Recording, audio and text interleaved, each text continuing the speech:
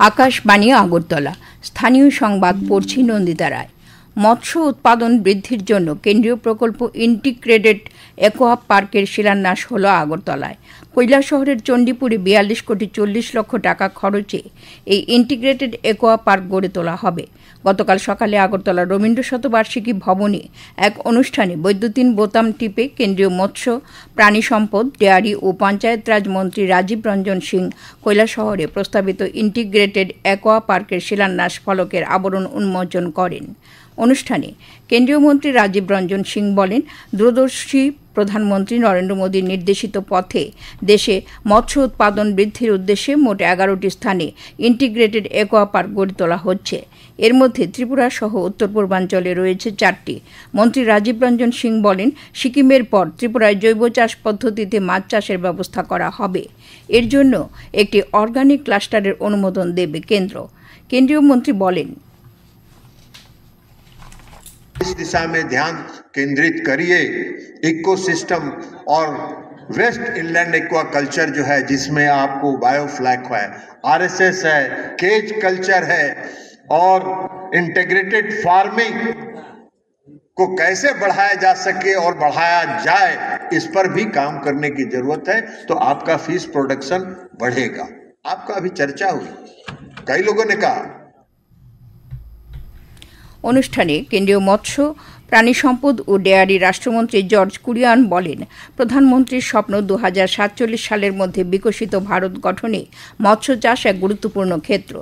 এর আগে ভাষণ দিতে গিয়ে রাজ্যের মৎস্য প্রাণী সম্পদ বিকাশ মন্ত্রী সুধাংশু দাস রাজ্যে ব্যক্তিগত জলাশয়গুলোকেও বাণিজ্যিকভাবে মাছ চাষের কাজে লাগানোর উপর গুরুত্ব দেন। সমাজ কল্যাণ ও সমাজ শিক্ষা মন্ত্রী টিঙ্কু রায়ও বক্তব্য রাখেন অনুষ্ঠানে। স্বাগত ভাষণে কেন্দ্রীয় মৎস্য মন্ত্রকের যুগ্ম সচিব সাগর মেহরা বলেন, কৈলাসহরে ইন্টিগ্রেটেড অ্যাকোয়া পার্কে মৎস্য চাষ ছাড়াও মাছ চাষিদের প্রশিক্ষণ, জল ও মাটি পরীক্ষার ব্যবস্থা, গবেষণা, পর্যটন প্রভৃতির ব্যবস্থা থাকবে।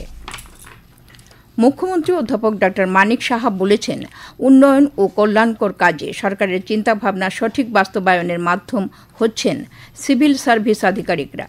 গতকাল আগরতলার কুঞ্জবনস্থিত সিভিল সার্ভিস অফিসার ইনস্টিটিউটের ভিত্তিপ্রস্তর ও রক্তদান শিবিরের উদ্বোধন করে একথা বলেন মুখ্যমন্ত্রী।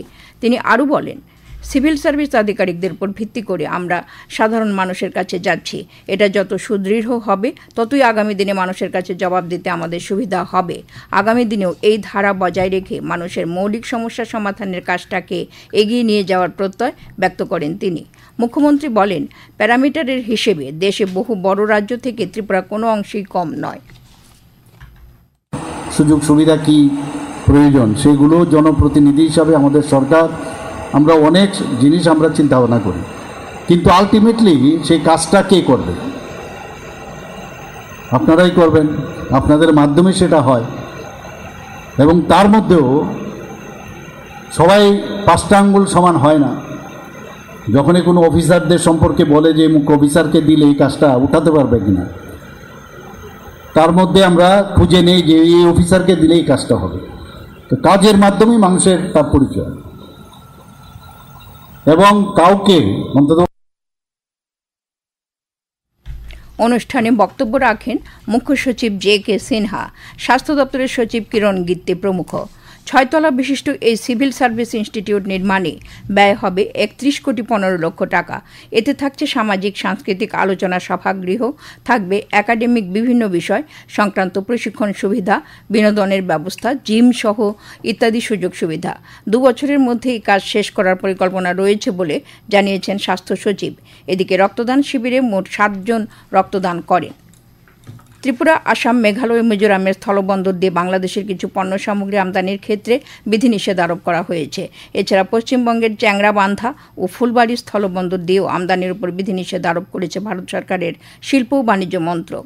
এই নিষেধাজ্ঞা অনুযায়ী তৈরি পোশাক, ফল, ফলের রস, প্রক্রিয়াজাত খাদ্যদ্রব্য, সুতো জাতীয় জিনিসপত্র, প্লাস্টিক এবং প্লাস্টিকের তৈরি জিনিসপত্র এবং কাঠের আসবাবপত্র আমদানি করা যাবে না।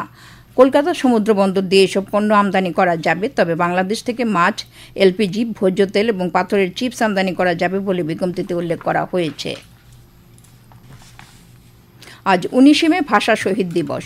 1961 সালে এই দিনে আসামের শিলচর শহরে বাংলা ভাষাকে সরকারি ভাষার স্বীকৃতি দেওয়ার দাবিতে আন্দোলনরত 11 জন মৃত্যুবরণ করেন।